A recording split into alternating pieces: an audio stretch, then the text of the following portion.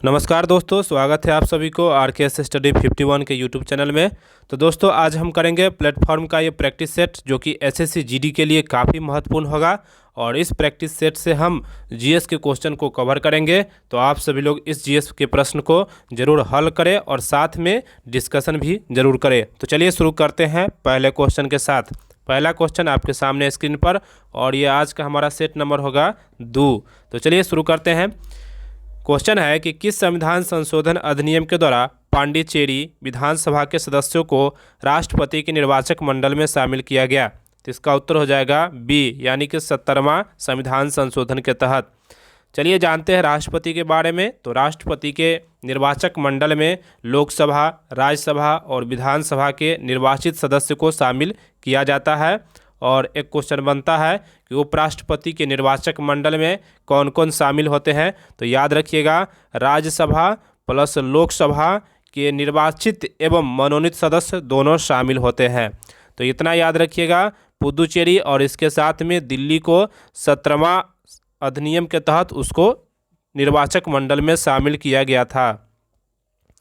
Next देखिए, अकबर के शासनकाल में निम्न में से कौन सी घटना सबसे बाद में हुई थी।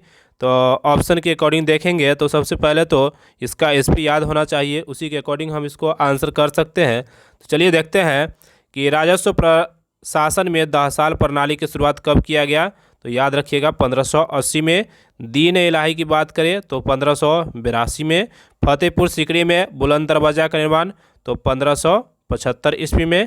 और हल्दी घाटी का युद्ध हुआ था 1576 ईस्वी में। तो इसके अकॉर्डिंग हम आंसर टिक कर सकते हैं दीन इलाही धर्म, जो कि 1582 यानी सबसे बाद में हुआ था। चलिए अकबर के बारे में जानते हैं। अकबर का जन्म हुआ था 15 अक्टूबर 1542 में अमरकोट में हुआ था। और इसका राज्याभिषेक जो कि 1556 ईस्वी में हुआ था। और अकबर के द्वारा एक क्वेश्चन पूछा जाता है कि अकबर के द्वारा लड़ा गया अंतिम युद्ध कौन था। तो 1601 ईस्वी में असीरगढ़ का युद्ध था। और अंततः अकबर की मृत्यु की बात करें तो 1605 ईस्वी में इसकी मृत्यु हो जाती है। नेक्स्ट देखिए, जब सूर्य से पृथ्वी की दूरी अधिकतम होती है तो इसे क्या कहा जाता है। तो इसका उत्तर हो जाएगा, इसको अप सौर कहते हैं, यानी इसको कहते हैं एपीहीलियन। याद रखिएगा। और ये घटना कब होती है तो 4 जुलाई को होती है। और जब सूर्य पृथ्वी के सबसे नज़दीक होती है तो उसको हम क्या कहते हैं, तो उसको उप सौर कहते हैं, यानी उसको पेरीहिलियन कहते हैं। और ये घटना हमको 3 जनवरी को देखने को मिलती है। नेक्स्ट देखिए, पित्त का मुख्य कार्य क्या है। तो इसका उत्तर हो जाएगा पाचन अवशोषण हेतु वसा का इमल्सन करना। चलिए जानते हैं पित्त क्या होता है। तो पित्त का पीएच मान 7.7 होता है और इसका मुख्य कार्य यहाँ पूछा गया है। तो इसका उत्तर है पाचन, अवशोषण और वसा का इमल्सन करना। नेक्स्ट क्वेश्चन देखिए कि मुस्लिम लीग की स्थापना कब की गई थी। तो इसका उत्तर हो जाएगा ढाका में की गई थी। और ये कब की गई थी 1906 ईस्वी में मिंटो द्वितीय के काल में, यानी कि उस समय वायसराय कौन था तो लॉर्ड मिंटो द्वितीय के समय में किया गया था। मुस्लिम लीग की स्थापना आगा खां और सलीमुल्लाह खां के द्वारा किया गया था। और मुस्लिम लीग का पहला अधिवेशन जो हुआ था 1908 ईस्वी में अमृतसर में हुआ था। इतना आप लोग याद रखेंगे।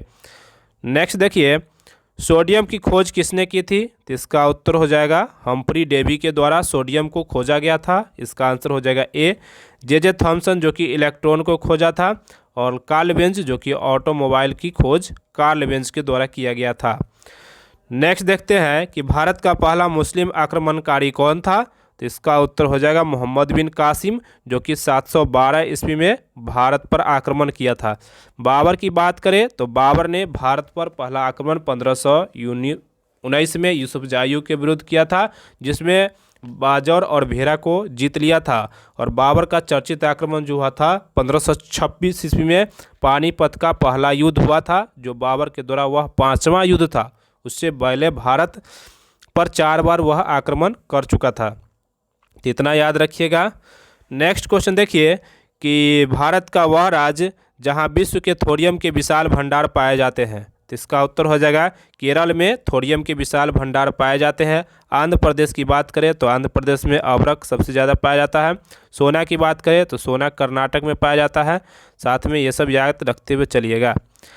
देखिए नेक्स्ट कि निम्नलिखित में से कौन सा ज्वालामुखी प्रशांत महासागर का ज्वालावृत्ति के अंतर्गत आता है? तो इसका उत्तर हो जाएगा फ्यूजियामा। फ्यूजियामा कहाँ है? तो जापान में है, जो कि प्रशांत महासागर के ज्वालावृत्ति में आता है। पूछा जाएगा कि सबसे अधिक ज्वालामुखी कहाँ उठता है? तो प्रशांत महासागर के जो पेटी यानी आसपास वाले क्षेत्र है वहाँ पर सबसे अधिक ज्वालामुखी आती है। और महाद्वीप पूछा जाए तो आपको याद रखना है अमेरिका और इस एशिया महाद्वीप में सबसे अधिक ये ज्वालामुखी देखने को मिलता है। ज्वालामुखी के मुख को क्या कहते हैं? तो याद रखिएगा क्रेटर कहते हैं।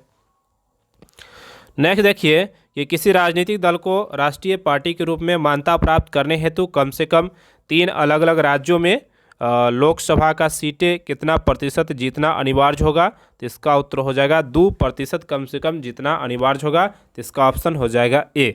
वर्तमान में राष्ट्रीय राजनीतिक दल यानी राष्ट्रीय पार्टी की संख्या कितनी है? तो याद रखिएगा 8 है। और 8वां कौन है? तो एनपीपी। याद रखिएगा एनपीपी जो कि 8वां राष्ट्रीय पार्टी है। और इसका जो चिन्ह है तो याद रखिएगा किताब छाप है। नेक्स्ट है कि भारतीय संविधान में मौलिक कर्तव्य का उल्लेख किस अनुच्छेद में किया गया है? तो इसका उत्तर हो जाएगा अनुच्छेद 51 के 1 में किया गया है। और भारतीय संविधान में मौलिक कर्तव्य जो कि रूस के संविधान से लिया गया है। और ये तो अनुच्छेद हो गया। और भाग पूछा जाएगा तो 4 के क में इसका वर्णन किया गया है। चलिए अनुच्छेद 42 के बारे में जानते हैं। और इसके तहत प्रसूति की सहायता के बारे में उल्लेख किया गया है। और अनुच्छेद 51 में क्या है? तो इसमें है अंतर्राष्ट्रीय शांति एवं सुरक्षा की बात कही गई है। और अनुच्छेद 52 में क्या है? तो राष्ट्रपति का पद है। और अनुच्छेद 53 में क्या है? तो कार्यपालिका के प्रधान राष्ट्रपति होंगे, जो कि अनुच्छेद 53 में है। नेक्स्ट है मिश्रित अर्थव्यवस्था से तात्पर्य क्या है? तो इसका उत्तर हो जाएगा निजी और सार्वजनिक क्षेत्र का सह अस्तित्व, इसी को मिश्रित अर्थव्यवस्था कहा जाता है। नेक्स्ट देखिए आँख का रंग किसमें मौजूद वर्णक पर निर्भर करता है? जिसका उत्तर हो जाएगा आइरिस पर निर्भर करता है। और मानव आँख का जो प्रतिबिंब बनता है कहाँ पर?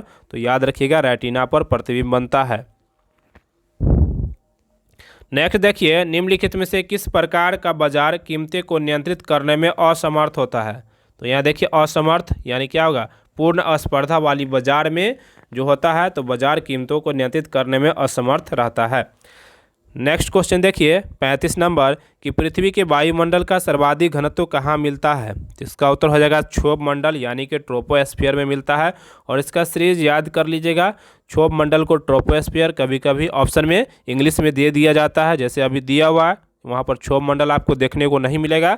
वहाँ पर सिर्फ ट्रोपोस्फीयर और स्ट्रेटोस्फीयर देखने को मिलेगा। तो याद रखिएगा क्षोभ मंडल ट्रोपोस्फीयर, समताप मंडल स्ट्रेटोस्फीयर, और मध्य मंडल को मीजोस्फीयर, और आयन मंडल को आयनोस्फीयर, और एक और होता है तो एक्जोस्फीयर जिसको बाह्य मंडल कहते हैं। इस सीरीज के अनुसार भी है तो आप लोग याद रख सकते हैं।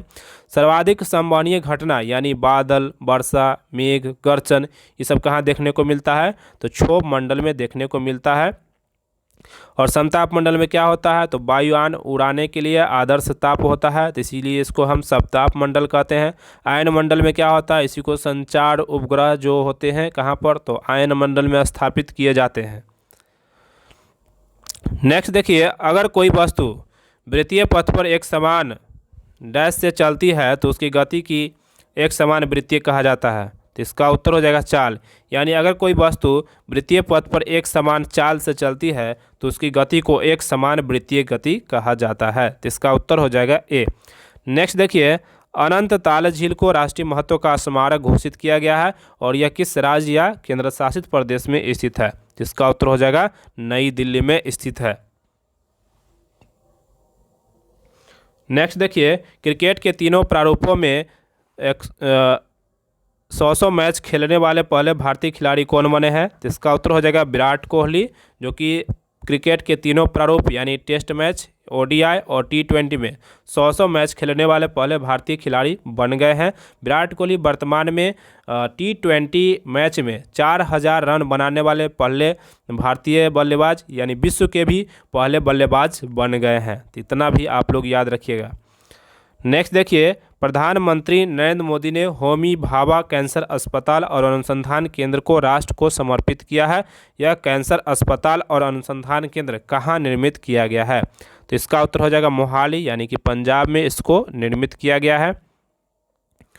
आपसे पूछा जाएगा कि भाभा एटॉमिक रिसर्च सेंटर कहाँ है, तो याद रखिएगा ट्राम्बे महाराष्ट्र में स्थित है। नेक्स्ट क्वेश्चन देखिए, और आज का अंतिम क्वेश्चन है कि फाहमीदा अजीम जिन्हें 2022 के पुलित्जर पुरस्कार के लिए चुना गया है वह किस देश के हैं, तो इसका उत्तर हो जाएगा बांग्लादेश के है। क्वेश्चन पूछा जा सकता है कि पुलित्जर पुरस्कार किस क्षेत्र में दिया जाता है, तो याद रखिएगा पत्रकारिता के क्षेत्र में दिया जाता है। और पूछा जाता है कि पुलित्जर पुरस्कार कब से शुरू हुआ, तो याद रखिएगा 1917 से शुरू हुआ था। दोस्तों ये वीडियो आपको कैसा लगा कमेंट करके ज़रूर बताइए, और अच्छा लगेगा तो दोस्तों के साथ शेयर भी कर दीजिए। तो मिलते हैं नेक्स्ट वीडियो में, तब तक के लिए धन्यवाद।